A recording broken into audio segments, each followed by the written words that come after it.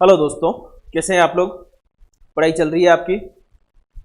देखिए, last lecture में हम बात कर रहे थे ब्लैक बॉडी रेडिएशन स्पेक्ट्रम पे कृष्णिका वितरण वक्र के ऊपर। ठीक है, हमने कृष्णिका विकिरण वक्र बनाया।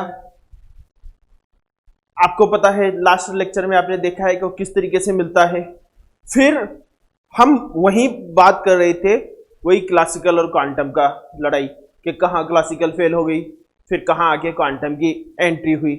तो क्लासिकल कहाँ फेल हुई, इसके लिए हमने बात की कि कृष्णिका विकिरण वक्र को समझाने के लिए वीन ने अपना नियम दिया और रेले जीन ने अपना नियम दिया। ठीक है, लेकिन वीन का जो नियम था वो केवल लघु तरंग दैर्ध्य के लिए उस वक्र को समझा पाया, लोअर वेवलेंथ रीजन में, और जो रेले जीन का जो नियम था वो हायर वेवलेंथ रीजन, दीर्घ तरंग दैर्ध्य क्षेत्र में ही उसको समझा पाया। ठीक है, इसे क्या कहते हैं, क्वांटम मैकेनिक्स की पराबैंगनी आपदा, ultraviolet catastrophe of quantum mechanics. But classical physics के अंदर कोई भी ऐसा नियम नहीं आया जो उस कर्व को, उस ग्राफ को कंप्लीटली एक साथ एक्सप्लेन कर पाता। यह था आपके चिरसम्मत भौतिकी की असफलता कृष्णिका वितरण वक्र को समझाने में। क्लासिकल फिजिक्स उस स्पेक्ट्रम को एक्सप्लेन करने में टोटली फेल हो गई, कंप्लीटली तो वो समझा ही नहीं पाई।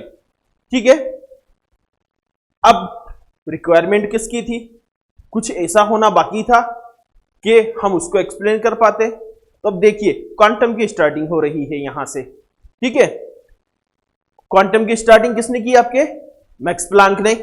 और मैक्स प्लांक ने क्या कहा, मैक्स प्लांक ने अपना एक नया नियम दिया जिसे बोलते हैं हम प्लांक का वितरण नियम, प्लांक्स डिस्ट्रीब्यूशन लॉ, जिसकी हेल्प से हम ब्लैक बॉडी रेडिएशन स्पेक्ट्रम को समझाने में पूरे तरीके से सफल रहे। अब भाई ऐसा मैक्स प्लांक ने किया क्या, ऐसा क्या था जो मैक्स प्लांक ने किया और वो हो गया। तो सबसे पहले तो मैक्स प्लांक ने क्या किया कि जो चिरसम्मत भौतिकी क्लासिकल फिजिक्स वाली जो वीन्स लॉ, रेले जीन्स लॉ थे, उनकी स्टडी की। फिर मैक्स प्लांक ने देखा कि भाई एक तो लघु तरंग दैर्ध्य क्षेत्र में, लोअर वेवलेंथ रीजन में इसको एक्सप्लेन कर पा रहा है, और जो दूसरा है आपका वो हायर वेवलेंथ रीजन में एक्सप्लेन कर पा रहा है। तो क्यों ना मैं कुछ ऐसा करूं कि दोनों को रिलेट कर दूं। ठीक है, दोनों को इस तरीके से मिक्स करूं कि हमारा एक ही बार में लोअर वेवलेंथ के लिए भी काम हो जाए और हायर वेवलेंथ के लिए भी काम हो जाए। तो मैक्स प्लांक ने क्या कहा कि क्लासिकल फिजिक्स से कि अभी तक आप लोग जो काम कर रहे हैं, आप उसमें जो नेचर लेके चल रहे हैं रेडिएशन की, वो कैसे लेके चल रहे हैं, वेव नेचर। आप ड्यूअल नेचर पे बात ही नहीं करते हैं। और मैक्स प्लांक ने यह कहा कि जो रेडिएशन ब्लैक बॉडी के साथ इंटरेक्ट हो रहे हैं, ये जो एमिटेड हो रहे हैं, उनकी फॉर्म वेव की नहीं होकर कैसी है, पार्टिकल की है। कैसी है, पार्टिकल की। क्योंकि प्लांक की तो स्टार्टिंग ही आपको पता है, हम हर लेक्चर में डिस्कस कर रहे हैं इस चीज को कि लाइट का एमिशन और एब्जॉर्प्शन सतत रूप से न होकर, कंटिन्यूसली न होकर छोटे छोटे पैकेट्स में होता है। और एक पैकेट को आप क्या बोलते हो, क्वांटा और photon. Means black body radiation को समझाने के लिए मैक्स प्लांक ने लाइट की पार्टिकल नेचर कंसीडर की। और particle nature means E is equals to H nu. और उस पार्टिकल नेचर को कंसीडर करते हुए अपना एक नया नियम, नया फॉर्मूला डेवलप किया, जिसे हम कहते हैं प्लांक्स डिस्ट्रीब्यूशन लॉ, प्लांक का वितरण नियम। अब देखिए, प्लांक का वितरण नियम यहां आपके डेरिवेशन में नहीं है, बाकी पर एग्जाम में कभी कभार पूछा गया है, अगर लास्ट 5 इयर्स के पेपर हम उठा के देखें। ठीक है, तो सेकेंड ईयर वालों आपको याद होगा, आप अभी फाइनल में आ गए, जब आप सेकेंड ईयर में थे तो इस फॉर्मूले के डेरिवेशन आपने किया हुआ है। अब काफी बच्चे सोच रहे होंगे भाई डेरिवेशन हम कैसे कर सकते हैं, हमने तो एग्जाम ही नहीं दिया। आ रहा है ना ऐसे दिमाग में कुछ। ठीक है, आपने एग्जाम दिया है, आपके फिजिक्स का एक पेपर हुआ है, first paper thermal and statistical physics. और thermal and statistical physics first paper की जो 5th यूनिट है, जिसमें आपने बोस, आइंस्टीन और फर्मी डिराक सांख्यिकी की स्टैटिस्टिक्स पढ़ी है, वहां पर आपने प्लांक्स डिस्ट्रीब्यूशन लॉ का डेरिवेशन किया है। ठीक है, तो हम तो यहां वहां से रिजल्ट काम ले रहे हैं। अगर आपको डेरिवेशन देखना हो तो अपने सेकंड ईयर के नोट्स में आप एक बार रफली देखें, आपको डेरिवेशन जरूर मिलेगा। फिर भी अगर किसी को दिक्कत हो तो आप हमसे पूछ लेना, आप व्हाट्सएप पे हमें डाल देना, हम आपको उसकी डिटेल अवेलेबल करवा देंगे। ठीक है। तो प्लांक ने क्या किया, आपके प्लांक ने पार्टिकल नेचर कंसीडर करते हुए अपना एक फॉर्मूला निकाला जिसे कहते हैं हम प्लांक्स डिस्ट्रीब्यूशन फॉर्मूला या प्लांक्स डिस्ट्रीब्यूशन लॉ। और ये क्या था, प्लांक डिस्ट्रीब्यूशन लॉ में मैक्स प्लांक ने क्या फाइंड किया, जो रेडिएशन थे उनकी एनर्जी डेंसिटी फाइंड की। एनर्जी डेंसिटी मींस ऊर्जा घनत्व, किस रेंज में, लेमड़ा तथा lambda plus D lambda range में, या न्यू तथा new plus D new range में। दोनों की फॉर्म में आता है। न्यू मींस आप फ्रीक्वेंसी आवृत्ति की फॉर्म में बात कर रहे हैं, और लेमड़ा मींस आप वेवलेंथ की फॉर्म में बात कर रहे हैं। और लेमड़ा और न्यू में रिलेशन आप जानते हैं, सी इक्वल्स टू न्यू लेमड़ा। ठीक है। तो देखो न्यू की फॉर्म में, फ्रीक्वेंसी की फॉर्म में फॉर्मूला क्या आता है आपके पास, u nu d nu. U nu d nu का मतलब है, न्यू तो आपने रेंज ले रखी है, फ्रीक्वेंसी डिपेंडेंसी देख रहे हैं, आवृत्ति पर निर्भरता, और यू न्यू डी न्यू किसको बता रहा है, आपके डेंसिटी को। ठीक है। U nu d nu is equals to 8 pi H c, u nu d nu is equals to 8 pi h nu cube d nu e to the power h nu upon के t, e to the power h nu upon के t -1 upon c cube. यह है आपके frequency की form में जो formula आता है। आपको एक फॉर्म में ही याद रखना है, लेमड़े की फॉर्म में कन्वर्ट आप कर सकते हैं, खुद कुछ नहीं करना है। देखो अगर इसी को हम लेमड़े की फॉर्म में कन्वर्ट करें तो we know that because nu is equals to C upon lambda. ठीक है। तो यहां से डी न्यू कितना मिलेगा आपको, -c upon lambda square D lambda. ऐसे कैसे डिफरेंशिएशन करते हैं आप, अब यहां से एक तो डी न्यू की वैल्यू उठा के यहां पुट कर दीजिए, और एक यहां से न्यू की वैल्यू उठा के कहां पुट करेंगे आप लोग, यहां पुट करेंगे। तो आपको क्या मिलेगा, u lambda D lambda is equals to 8 pi H C upon lambda की power 5 e to the power H C upon lambda के टी -1 और साथ में एक माइनस। ठीक है। अब देखिए ये जो माइनस आ रहा है साथ में, ये बता क्या रहा है आपके, ये माइनस केवल आपको इतनी सी बात बता रहा है कि अगर न्यू इंक्रीज होगा तो लेमड़ा डिक्रीज होगा। ठीक है। अगर न्यू इंक्रीज होगा, फ्रीक्वेंसी इंक्रीज होगी, आवृत्ति बढ़ेगी, तो तरंग दैर्ध्य क्या होगी आपकी, घटेगी, वेवलेंथ आपकी डिक्रीज होगी।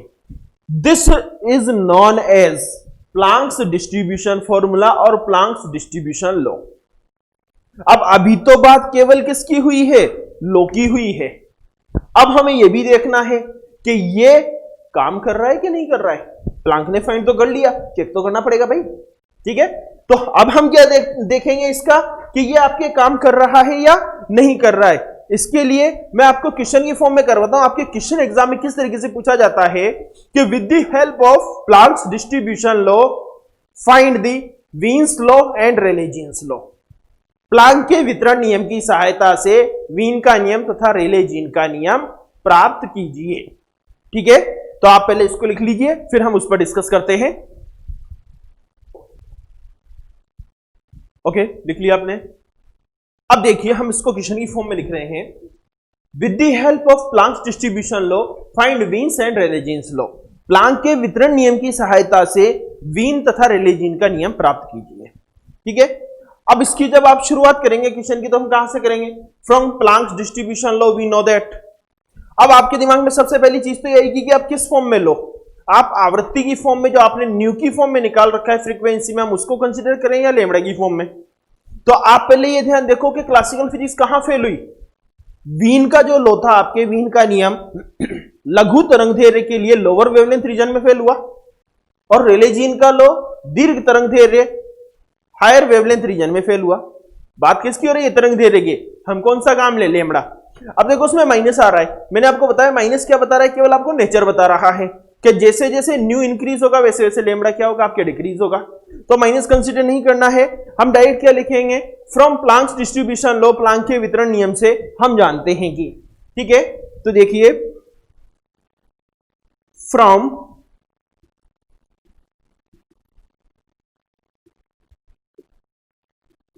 Planck's distribution law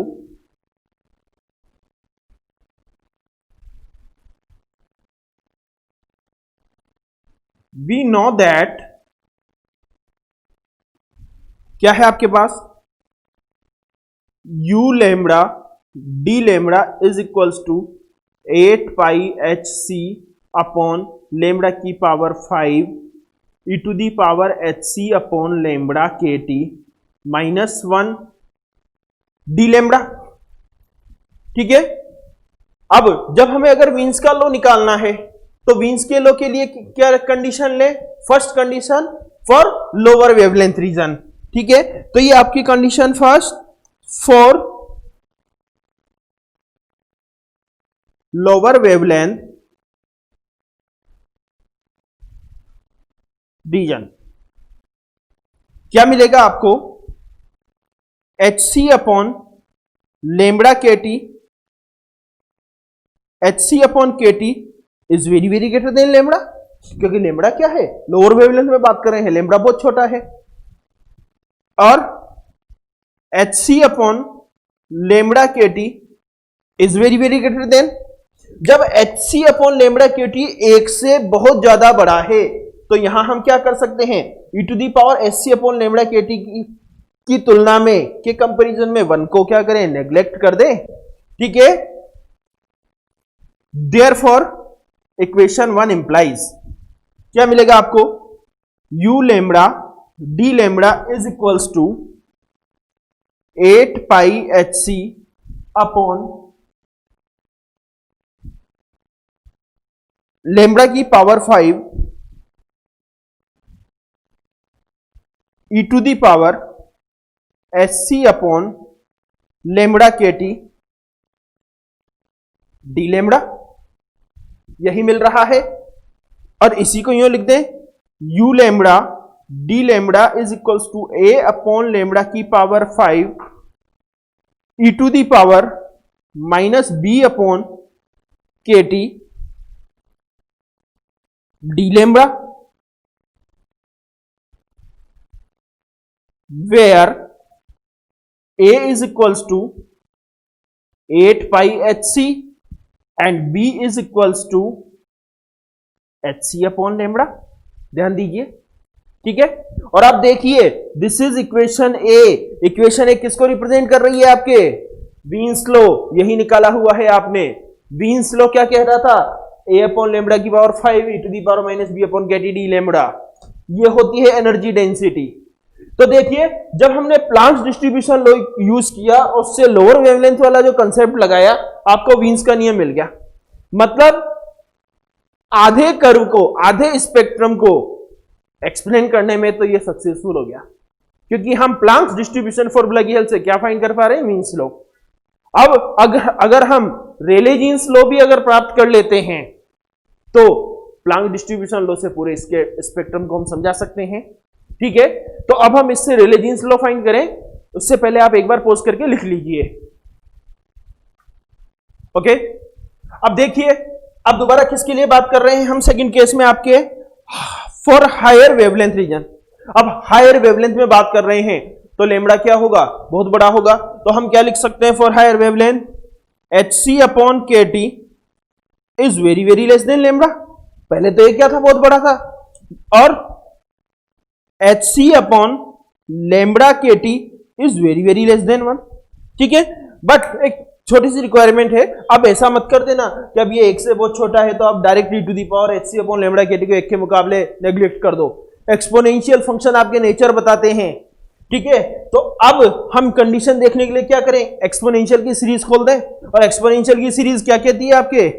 because E to the power X is equals to 1 plus X square upon factorial 2 plus dot dot dot high term आएंगी।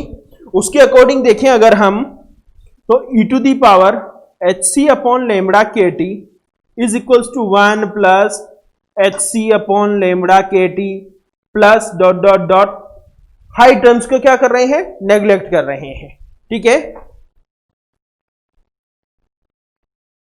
Neglecting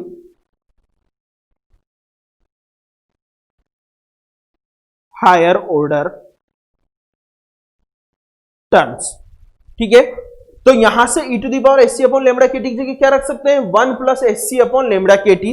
then equation 1 implies u lambda D lambda is equals to 8 pi H C upon lambda की power 5 1 plus H सी upon lambda के T minus 1 D lambda, यही मिल रहा है आपको। देखिए ये 1 से 1 कैंसिल हो गया, 1 से आपका 1 कैंसिल हो गया, क्या बच रहा है, u lambda D lambda is equals to H C से आपका एच सी कैंसिल हो रहा है, ठीक है, लेमड़ा से एक लेमड़ा 8 पाई के टी अपॉन लेमड़ा की पावर 4 डी लेमड़ा। और देखिए जो आपका रेले जीन्स लॉ है वो क्या है, यही तो है। तो देखिए प्लांक्स डिस्ट्रीब्यूशन फॉर्मूला की हेल्प से आपने स्पेक्ट्रम को लोअर वेवलेंथ रेंज के लिए भी एक्सप्लेन कर दिया और हायर वेवलेंथ रेंज के लिए भी एक्सप्लेन कर दिया। कंप्लीट हो गया। किस नेचर पे आया, पार्टिकल नेचर की हेल्प से। आप ब्लैक बॉडी रेडिएशन को भी किससे एक्सप्लेन कर पाए, पार्टिकल नेचर से, ठीक है। तो क्लासिकल कहां फेल हुई, कहां क्वांटम ने एक्सप्लेन किया, आपको बड़े अच्छे से समझ आ गया, ठीक है। मैं उम्मीद करता हूं आपको समझ में आ गया। ये है आपके पास। अब देखिए हमने तीनों फिनोमिनास पढ़ लिए आपके, photo electric effect, black body radiation, Compton effect. Development कर दिया हमने क्वांटम मैकेनिक्स का कि क्वांटम मैकेनिक्स का ओरिजिन क्या है।